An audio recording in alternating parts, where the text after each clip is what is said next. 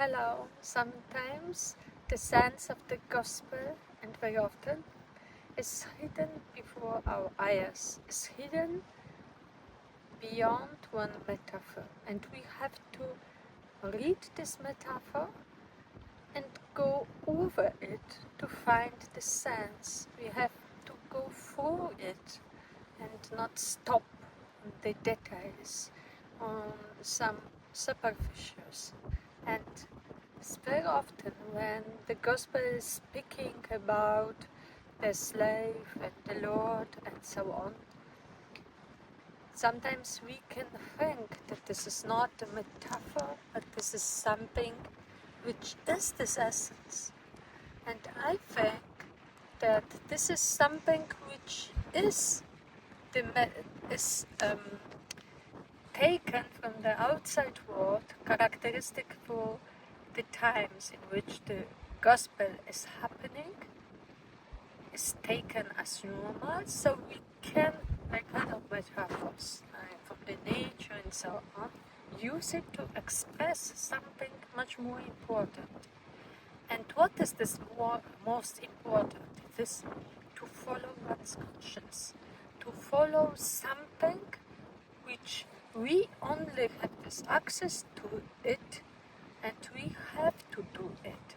We have to do, and this is for us so normal, so evident, even if it's not easy, that if we don't do it, we cannot look in our face. But it can be very challenging. This can be very difficult.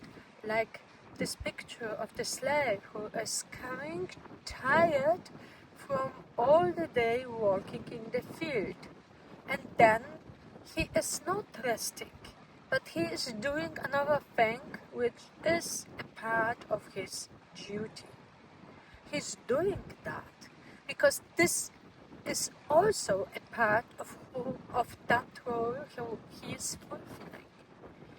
And which role we are fulfilling in our lives? We are humans. So we have to be human.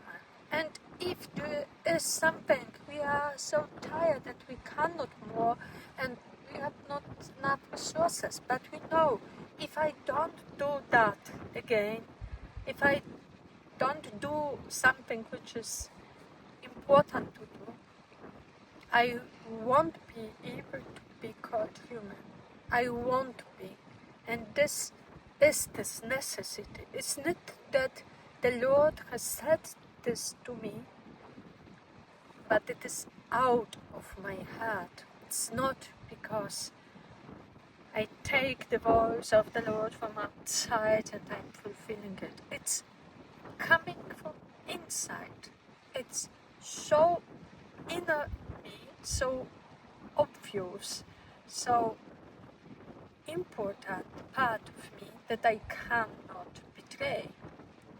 And therefore, this gospel is telling us that these things are so obligatory for us and on the same time so natural and normal as for the slave to do everything what the Lord has said.